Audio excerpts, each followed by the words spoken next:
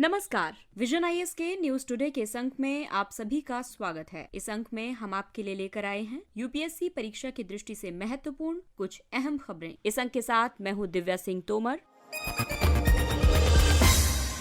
आइए सबसे पहले बात करते हैं इस अंक की खास खबरों के बारे में। वर्ल्ड ट्यूबरक्लोसिस डे 2022 मनाया गया। सहकारी समितियों पर संसदीय समिति ने सरकार से कहा कि वो सुनिश्चित करें कि संघीय विशेषताएं बरकरार रहें। विदेश मंत्री ने कहा कि यूक्रेन रूस संकट पर भारत की कूटनीति 6 सिद्धांतों पर आधारित है। गृह मंत्रालय ने गैर सरकारी संगठनों के FCRA पंजीकरण की वैधता को 3 महीने के लिए बढ़ा दिया है। अब तक 9 राज्यों ने मामलों की जाँच के लिए CBI को दी गई सामान्य सहमति वापस ले ली है। और इस अंक में जानेंगे विद्युत उत्पादन के लिए परमाणु ऊर्जा उपयोग के बारे में। आइए अब खबरों पर विस्तार से चर्चा करते हैं। सबसे पहली खबर स्वास्थ्य क्षेत्र से है। विश्व क्षय रोग दिवस 2022 मनाया गया। 24 मार्च को विश्व क्षय रोग दिवस के अवसर पर इंडिया टीबी रिपोर्ट 2022 जारी की गई। इस रिपोर्ट का शीर्षक है coming together to end TB all together, यानी टीबी को पूर्णतया समाप्त करने के लिए साथ आना। इस अवसर पर राष्ट्रीय टीबी प्रसार सर्वेक्षण रिपोर्ट भी जारी की गई। इंडिया टीबी रिपोर्ट 2022 के मुख्य निष्कर्षों में कुछ बिंदुओं का उल्लेख किया गया है, जैसे कि वर्ष 2021 में टीबी रोगियों की संख्या में पिछले वर्ष की तुलना में 19% की वृद्धि दर्ज की गई है। क्षय रोग के उन्मूलन के लिए राष्ट्रीय रणनीतिक योजना का विजन राज्य और जिला स्तर तक पहुंच गया है। कुल 18 राज्यों ने वर्ष 2025 तक क्षय रोग के उन्मूलन के लिए प्रतिबद्धता व्यक्त की है। भारत में चाइल्डहुड ट्यूबरक्लोसिस यानी बच्चों में टीबी एक गंभीर समस्या बनी हुई है। इसका वैश्विक स्तर पर ट्यूबरक्लोसिस के बोझ में लगभग 31% का योगदान है। भारत में वर्ष 2019 से वर्ष 2020 के बीच टीबी के सभी रूपों के कारण होने वाली मृत्यु दर में 11% की वृद्धि दर्ज की गई है। राष्ट्रीय टीबी प्रसार सर्वेक्षण रिपोर्ट के मुख्य निष्कर्षों पर एक नजर डालें तो इस सर्वेक्षण के मुताबिक सिम्टोमेटिक यानी टीबी के शुरुआती लक्षण वाली अधिकांश आबादी यानी 64% आबादी ने स्वास्थ्य सेवाओं की तलाश ही नहीं की। भारत में सभी आयु के लोगों में टीबी के सभी रूपों का प्रसार वर्ष 2021 के लिए प्रत्येक 1 लाख जनसंख्या पर 312 था। इस अवसर पर सरकार ने डेयर टू इरेड टीबी नामक एक कार्यक्रम भी शुरू किया। इसके तहत भारतीय आंकड़ों की सहायता से और संपूर्ण जीनोम सीक्वेंसिंग के आधार पर टीबी की निगरानी के लिए एक जीनोम सीक्वेंसिंग कंसोर्टियम का गठन किया जाएगा। आपको बता दें कि क्षय रोग, तपेदिक या जिसे ट्यूबरक्लोसिस भी कहा जाता है, ये माइकोबैक्टीरियम ट्यूबरक्लोसिस नामक जीवाणु के कारण होता है। ये जीवाणु अक्सर संक्रमित व्यक्ति के फेफड़ों को सबसे ज्यादा प्रभावित करता है। टीबी एक संक्रामक रोग है जो वायु के माध्यम से एक व्यक्ति से दूसरे व्यक्ति में प्रसारित होता है। टीबी को समाप्त करने के लिए भारत का विजन है। इसके तहत वर्ष 2025 तक भारत से टीबी को पूरी तरह समाप्त करने का लक्ष्य रखा गया है। ये विश्व स्वास्थ्य संगठन द्वारा निर्धारित 2030 के वैश्विक लक्ष्य से 5 वर्ष पहले की प्रतिबद्धता है। इसीलिए भारत सरकार ने टीबी उन्मूलन के लिए कई कदम उठाए हैं, जैसे कि क्षय रोग के उन्मूलन के लिए राष्ट्रीय रणनीतिक योजना 2017 से 2025 की घोषणा की गई। केंद्र प्रायोजित योजना के रूप में राष्ट्रीय क्षय रोग उन्मूलन कार्यक्रम चलाया जा रहा है। इसके अलावा टीबी हारेगा देश जीतेगा नामक एक अभियान चलाया जा रहा है। अगली खबर संघीय व्यवस्था से संबंधित है। सहकारी समितियों पर संसदीय समिति ने सरकार से कहा है कि वो सुनिश्चित करें कि संघीय विशेषताएं बरकरार रहें। इस बारे में एक संसदीय स्थायी समिति ने कई सिफारिशें की हैं, जैसे कि राष्ट्रीय स्तर पर योजनाओं या कार्यक्रमों या गतिविधियों आदि को तैयार करते समय अत्यधिक विवेक का प्रयोग किया जाना चाहिए ताकि देश की संघीय विशेषताएं प्रभावित न हो। साथ ही सभी हितधारकों से ठीक से विचार विमर्श करने के बाद ही नई राष्ट्रीय सहकारिता नीति तैयार की जानी चाहिए। सभी मल्टी स्टेट सहकारी समितियों के सदस्यों के हितों की रक्षा के लिए आवश्यक कानूनी और संस्थागत ढांचे बनाए जाने चाहिए। सहकारी संस्थाओं को अपना अस्तित्व बनाए रखने और वृद्धि तथा विकास करने के लिए उन्हें पर्याप्त अवसर या सुविधाएं प्रदान करने के लिए एक प्रभावी तंत्र तैयार करना चाहिए। भारत में सहकारी समितियां संविधान की 7वीं अनुसूची के तहत राज्य सूची का एक विषय हैं। 97वें संविधान संशोधन अधिनियम के द्वारा भाग 9B को संविधान में जोड़ा गया था। इस संशोधन के द्वारा सहकारी समितियों के संबंध में कुछ बुनियादी नियम निर्धारित किए गए थे। उदाहरण के लिए एक सहकारी समिति में अधिकतम 21 डायरेक्टर्स हो सकते हैं। समिति के निर्वाचित सदस्यों के लिए 5 वर्ष का कार्यकाल है। हालांकि भारत संघ बनाम राजेंद्र शाह और अन्य वाद 2021 में सुप्रीम कोर्ट ने 97वें संविधान संशोधन अधिनियम के कुछ प्रावधानों को रद्द कर दिया। सुप्रीम कोर्ट ने अपने निर्णय में कहा कहा था कि संशोधन के कुछ प्रावधान राज्य सूची के विषयों के संबंध में राज्य विधानमंडलों की शक्तियों का उल्लंघन करते हैं। सुप्रीम कोर्ट ने ये भी कहा कि सहकारी समितियां स्पष्ट रूप से राज्य के अधिकार क्षेत्र के दायरे में आती हैं। केवल मल्टी स्टेट सहकारी समितियों के मामले में ही संसद को कानून बनाने की अनुमति है। और आइए अब बात करते हैं सहकारी समितियों के लिए मौजूद कानूनी ढांचे के बारे में। अलग अलग राज्यों ने अपने यहाँ की सहकारी समितियों के गवर्नेंस के लिए राज्य सहकारी समिति कानून बनाए हैं। एक से अधिक राज्यों में कार्यरत सहकारी समितियों के लिए केंद्र सरकार ने मल्टी स्टेट सहकारी सोसाइटी अधिनियम 2002 नामक एक कानून बनाया है। अगली खबर विदेश नीति और कूटनीति से संबंधित है। विदेश मंत्री ने कहा है कि यूक्रेन रूस संकट पर भारत की कूटनीति 6 सिद्धांतों पर आधारित है। भारत को पिछले कुछ दिनों में यूक्रेन संकट पर कूटनीतिक रूप से बहुत सावधानी बरतनी पड़ी है। भारत रूस और पश्चिमी देशों के साथ अपने संबंधों को संतुलित करने के प्रयास में ऐसा कर रहा है। रूस के आक्रमण के बाद यूक्रेन में पैदा हुए मानवीय संकट पर संयुक्त राष्ट्र महासभा में 2 संकल्पों पर मतदान हुआ था। भारत दोनों अवसरों पर मतदान के दौरान अनुपस्थित रहा। पहले प्रारूप संकल्प के माध्यम से रूस को इस संकट के लिए जिम्मेदार ठहराया गया था। भारत इस पर मतदान के समय अनुपस्थित रहा था। दूसरी बार मतदान का अवसर तब आया जब ये मांग की गई थी कि क्या संयुक्त राष्ट्र महासभा को किसी कार्रवाई के लिए दूसरा संकल्प लाना चाहिए। हालांकि संकल्प में रूस का उल्लेख नहीं था, ये केवल एक तरह का प्रक्रियात्मक मतदान था। सरकार ने सूचित किया कि इस संकट पर भारत का दृष्टिकोण या इसकी कूटनीति अपने राष्ट्रीय हितों द्वारा निर्देशित है। ये 6 सिद्धांतों पर आधारित है। ये सिद्धांत वार्ता और कूटनीति के माध्यम से शांतिपूर्ण समाधान का समर्थन करते हैं। ये 6 सिद्धांत हैं: हिंसा की तत्काल समाप्ति और शत्रुता का अंत, वार्ता और कूटनीति के मार्ग पर वापस लौटना, इस तथ्य को मान्यता देना कि ग्लोबल ऑर्डर यानी वैश्विक व्यवस्था, अंतर्राष्ट्रीय कानून, यूएन चार्टर और सभी देशों की क्षेत्रीय अखंडता एवं संप्रभुता के सम्मान पर आधारित है। इसके अलावा संघर्ष की स्थिति में भी मानवीय पहुंच के लिए अवसर और रूस तथा यूक्रेन दोनों देशों के शीर्ष नेतृत्व से संपर्क बनाए रखना। गृह मंत्रालय ने गैर सरकारी संगठनों के फॉरेन करेंसी रेगुलेशन एक्ट पंजीकरण की वैधता को 3 महीने के लिए बढ़ा दिया है। गृह मंत्रालय ने जनहित में एनजीओज के FCRA पंजीकरण की वैधता को 3 महीने बढ़ाकर 30 जून तक कर दिया है। पिछली बार इसकी वैधता को 31 मार्च तक बढ़ाया गया था। FCRA का मतलब है विदेशी योगदान विनियमन कानून। इसके अलावा ऐसे एनजीओज जिनकी 5 साल की वैधता अवधि 1 अप्रैल से 30 जून के बीच खत्म हो रही है और जिन्होंने पंजीकरण की वैधता समाप्त होने से पहले नवीनीकरण के लिए FCRA पोर्टल पर आवेदन किए हैं, उन्हें भी इसका लाभ दिया जाएगा। FCRA का उद्देश्य ये सुनिश्चित करना है कि किसी भी व्यक्ति या संस्था को विदेशी योगदान हमेशा लेजिटिमेट या वैध स्रोत से ही प्राप्त हो। साथ ही इसका उद्देश्य ये भी सुनिश्चित करता है कि इस तरह से प्राप्त राशि का उपयोग हमेशा वैध उद्देश्यों के लिए ही हो। ये कानून पहली बार वर्ष 1976 में पारित किया गया था। इसे वर्ष 2010 और फिर वर्ष 2020 में संशोधित किया गया। आपको बता दें कि यदि किसी भी एनजीओ को विदेशी योगदान प्राप्त करना है तो उसे खुद को FCRA के तहत पंजीकृत कराना जरूरी है। साथ ही हर 5 साल में पंजीकरण का नवीनीकरण भी कराना पड़ता है। भारत सरकार से फंडिंग की मांग करने वाले एनजीओज का पंजीकरण करने और मान्यता देने वाली नोडल एजेंसी नीति आयोग है। भारत में एनजीओज के विनियमन के संबंध में कई प्रावधान किए गए हैं, जैसे कि विदेशी मुद्रा प्रबंधन अधिनियम यानी फेमा 1999। इसका विनियमन वित्त मंत्रालय करता है। इसके अलावा FCRA में वर्ष 2020 में संशोधन करके कुछ नियम बनाए गए हैं। इसके तहत एक एनजीओ से दूसरे एनजीओ में फंड ट्रांसफर पर रोक लगाई गई है। विदेशी योगदान से प्राप्त राशि में से प्रशासनिक व्यय पर केवल प्राप्त राशि का 20% भाग ही खर्च किया जा सकता है। पहले ये 50% था। इसके अलावा पंजीकरण के लिए आधार संख्या को अनिवार्य बना दिया गया है।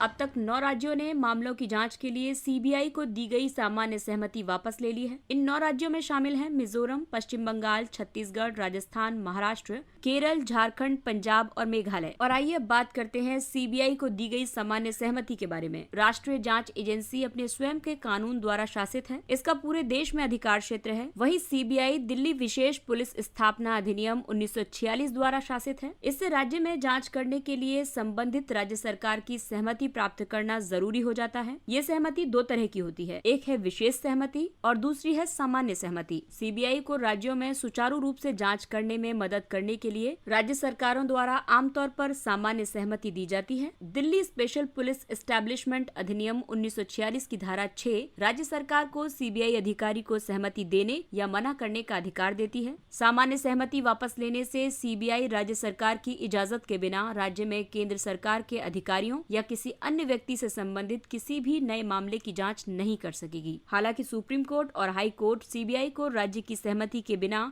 देश में कहीं भी इस तरह की अपराध की जांच करने का आदेश दे सकते हैं। सीबीआई केंद्र सरकार की एक एजेंसी है। ये भ्रष्टाचार और अन्य बड़े अपराधों के लिए जांच करती है। और आइए अब बात करते हैं विद्युत उत्पादन के लिए परमाणु ऊर्जा के उपयोग के बारे में। देश में वर्तमान समय में कुल 22 परमाणु ऊर्जा रिएक्टर्स चालू स्थिति में हैं। ये सभी रिएक्टर्स अभी मात्र 6,780 मेगावाट परमाणु ऊर्जा पैदा कर रहे हैं। भारत ने परमाणु ईंधन चक्र के लगभग सभी चरणों में व्यापक क्षमताएं विकसित कर ली हैं। ये हैं खनन, यूरेनियम उत्पादन, फ्यूल फैब्रिकेशन, परमाणु ऊर्जा उत्पादन, इस्तेमाल हो चुके ईंधन की रीप्रोसेसिंग और अपशिष्ट प्रबंधन। भारत ने परमाणु ऊर्जा के शांतिपूर्ण उपयोग में सहयोग के लिए 18 देशों या संगठनों के साथ इंटर गवर्नमेंटल एग्रीमेंट पर हस्ताक्षर किए हैं। ये हैं अर्जेंटीना, ऑस्ट्रेलिया, बांग्लादेश, कनाडा, चेक रिपब्लिक, यूरोपीय संघ, France, Japan, Kazakhstan, Mongolia, Namibia, South Korea, रूस, श्रीलंका, यूनाइटेड किंगडम, संयुक्त राज्य अमेरिका, वियतनाम और घाना। वर्तमान में परमाणु ऊर्जा पर इजराइल के साथ कोई समझौता नहीं है। परमाणु ऊर्जा का काफी महत्व है। ये एक जिम्मेदार परमाणु शक्ति के रूप में अपनी विश्वसनीय स्थिति बनाए रखने में सहायक है। ये देश में ऊर्जा की बढ़ती मांग को पूरा करने में सहायक है। हालांकि इसके समक्ष कई चुनौतियां मौजूद हैं, जैसे कि अपने परमाणु हथियार कार्यक्रम और पड़ोसी देश पाकिस्तान के साथ तनावपूर्ण संबंधों को देखते हुए भारत वैश्विक परमाणु अप्रसार व्यवस्था में शामिल होने में असमर्थ है। स्थानीय स्तर पर कुछ चिंताओं के कारण विरोध, जैसे कि परमाणु ऊर्जा संयंत्रों के लिए स्थानीय जल उपलब्ध कराना, पर्यावरण को हानि और भूमि अधिग्रहण आदि की समस्या है। और आइए बात करते हैं कुछ अन्य महत्वपूर्ण सुर्खियों के बारे में। अधिकरणों में रिक्तियां, vacancies in tribunals. Supreme court ने ट्रिब्यूनल में व्यापक संख्या में रिक्तियों को भरने के लिए सरकार की असमर्थता पर चिंता व्यक्त की है। अधिकरणों की स्थापना न्यायिक या अर्धन्यायिक कर्तव्यों को पूरा करने के लिए की जाती है। इनका उद्देश्य न्यायपालिका के भार को कम करना या तकनीकी मामलों में विशेषज्ञ जुटाना है। अनुच्छेद 323A संसद को लोक सेवकों की भर्ती और सेवा शर्तों से संबंधित मामलों के निर्णय के लिए प्रशासनिक अधिकरण के गठन का अधिकार देती है। ये केंद्र और राज्य दोनों स्तरों पर है। वहीं अनुच्छेद 323B संसद या राज्य विधान मंडलों को कुछ निश्चित मामलों के निपटारों के लिए कानून बनाकर अधिकरणों के गठन का अधिकार देती है, जैसे कि कराधान, भूमि सुधार आदि।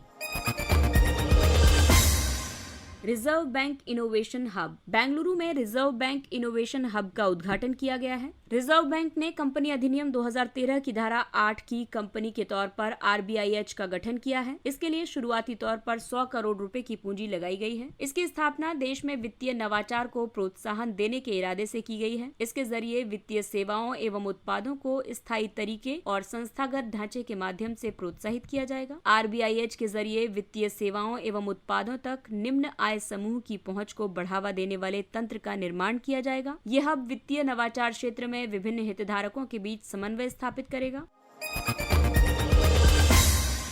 Government e market place. वित्त वर्ष 2021-22 में GEM पोर्टल पर 1 लाख करोड़ रुपए की खरीद की गई है। GEM वस्तुओं और सेवाओं की ऑनलाइन खरीद की सुविधाओं के लिए एक वन स्टॉप पोर्टल है। इस पोर्टल के जरिए विभिन्न सरकारी विभागों, संगठनों, सार्वजनिक क्षेत्र के उपक्रमों या आवश्यक और सामान्य उपयोग की वस्तुओं और सेवाओं की खरीद की जाती है। इसे वर्ष 2016 में शुरू किया गया था। इसे वाणिज्य और उद्योग मंत्रालय के अधीन कार्यरत आपूर्ति एवं निपटान महानिदेशालय द्वारा विकसित किया गया है। ये सार्वजनिक खरीद में पारदर्शिता, दक्षता और गति प्रदान करता है।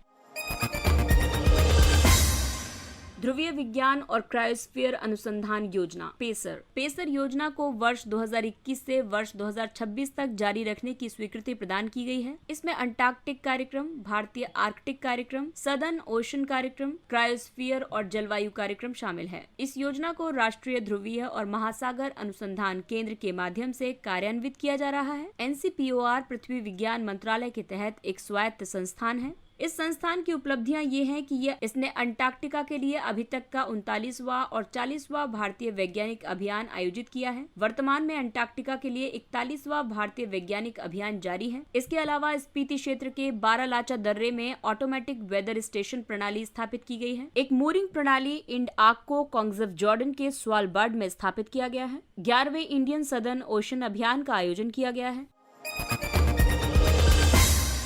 ब्रह्मोस मिसाइल। डीआरडीओ ने अंडमान और निकोबार द्वीप समूह में सतह से सतह पर मार करने वाली सुपरसोनिक क्रूज मिसाइल ब्रह्मोस का सफल परीक्षण किया है। इस मिसाइल के रेंज में विस्तार किया गया है, फिर भी अत्यधिक सटीकता के साथ अपने लक्ष्य को भेदने में इसने सफलता प्राप्त की है। ब्रह्मोस मिसाइल भारत और रूस का संयुक्त उद्यम है। ब्रह्मोस मिसाइल को भूमि, हवा, समुद्र और जल के नीचे से दागा जा सकता है। मिसाइल प्रौद्योगिकी नियंत्रण व्यवस्था यानी MTCR के नियमों से रूस बंधा हुआ था, इसलिए मूल रूप से इसकी मारक क्षमता 290 किलोमीटर तक सीमित थी। वर्ष 2016 में MTCR में प्रवेश के बाद आगे के चरण में इसकी मारक रेंज को बढ़ाकर 450 किलोमीटर और 600 किलोमीटर करने का निर्णय लिया गया। महात्मा गांधी राष्ट्रीय ग्रामीण रोजगार गारंटी अधिनियम मनरेगा के तहत उन्नति परियोजना। हाल ही में ग्रामीण विकास और पंचायती राज मंत्री द्वारा मनरेगा के तहत उन्नति परियोजना के 75 प्रशिक्षित उम्मीदवारों को सम्मानित किया गया। उन्नति परियोजना मनरेगा लाभार्थियों के कौशल को बेहतर करने के लिए एक कौशल विकास परियोजना है। ये उन्हें वर्तमान आंशिक रोजगार से पूर्णकालिक रोजगार में स्थानांतरित करने और मनरेगा पर उनकी निर्भरता को कम करने में सक्षम बनाती है। ये परियोजना मनरेगा के तहत 100 दिन का कार्य पूरा करने वाले परिवार के एक वयस्क सदस्य को प्रशिक्षण प्रदान करती है। असम काजी नेमू। सरकार वैश्विक बाजारों में उच्च व्यावसायिक क्षमता वाले अद्वितीय कृषि उत्पादों को प्रोत्साहन देने के लिए भौगोलिक संकेत के उपयोग पर नए सिरे से प्रयास करने के लिए तैयार है। सरकार द्वारा इस प्रयास के लिए चयनित उत्पादों में से एक असम काजी नेमू भी है। इसे असम नींबू के नाम से जाना जाता है। ये खट्टा फल है। इसका उपयोग विशेष रूप से भूख बढ़ाने वाले उत्पादों, पेय पदार्थों, उद्योगों और औषधि उपयोगों के लिए किया जाता है। ये आमतौर पर पाए जाने वाले नींबू से तुलनात्मक रूप से बड़ा होता है। इसका उत्पादन वर्ष भर किया जा सकता है। इसके उत्पादन के लिए दोमट और उपजाऊ मृदा जरूरी है। असम के अन्य महत्वपूर्ण GI टैग प्राप्त उत्पाद हैं जोहा चावल और चोकुवा चावल। और आइए अब बात करते हैं सुर्खियों में रहे स्थलों के बारे में। सोलोमन द्वीप। सोलोमन द्वीप ने चीन के साथ एक समझौते पर हस्ताक्षर किए हैं। इस समझौते के तहत चीनी सैनिकों और पुलिस को प्रशांत तट पर स्थित इस देश में तैनात होने की अनुमति प्रदान की गई है। सोलोमन द्वीप दक्षिण पश्चिम प्रशांत महासागर के मेलानेशिया में स्थित एक द्वीप समूह देश है। ये भौगोलिक रूप से पृथ्वी के दक्षिणी और पूर्वी गोलार्ध में स्थित है। ये पापुआ न्यू गिनी के दक्षिण पूर्व में और वनुआतु के उत्तर पश्चिम में स्थित है। ये घने वनों से ढका ज्वालामुखी द्वीपों और कुछ निचले प्रवाल द्वीपों का एक विस्तृत पर्वतीय द्वीप समूह है। सोलोमन द्वीप का उच्चतम बिंदु माउंट पोपोमेनसेउ और निम्नतम बिंदु प्रशांत महासागर है। और अगला स्थल है इथियोपिया। इसकी राजधानी है अदिस अबाबा। इथियोपिया की सरकार ने युद्धग्रस्त टिग्रे क्षेत्र में राहत आपूर्ति की अनुमति देने के लिए एक अनिश्चित मानवीय संघर्ष विराम की घोषणा की है। इथियोपिया हॉर्न ऑफ अफ्रीका पर स्थित एक स्थल रुद्ध देश है। इसके उत्तर में इरिट्रिया, उत्तर पूर्व में जिबूती, पूर्व में सोमालिया, दक्षिण में केन्या और पश्चिम में साउथ सूडान और सूडान स्थित है। इथियोपिया की जलवायु में भिन्नता पाई जाती है। यहाँ ऊंचे इलाकों में समशीतोष्ण और निचले इलाकों में गर्म जलवायु पाई जाती है। इसका उच्चतम बिंदु है माउंट रॉस डेजेन और इसकी सबसे बड़ी झील है ताना झील। इथियोपिया का निम्नतम बिंदु है डानाकिल डिप्रेशन और इसकी प्रमुख नदियां हैं ब्लू नील, ओमो, अवाश। अफ्रीकन यूनियन और UN economic commission for Africa का मुख्यालय अदिस अबाबा में ही स्थित है। इसके साथ ही ये अंक समाप्त होता है। अगले अंक में फिर मुलाकात होगी कुछ अन्य महत्वपूर्ण खबरों के साथ। तब तक अपना ख्याल रखिए, सुरक्षित दूरी बनाए रखिए, मास्क पहनिए, हाथ और चेहरा साफ रखिए। और अगर आपको हमारा कंटेंट और खबरें पसंद आ रही हैं, तो इसे अन्य लोगों के साथ भी शेयर करें, सब्सक्राइब करें। धन्यवाद। और अब हमें यानी विजन IAS की पूरी टीम को दीजिए इजाजत। नमस्कार।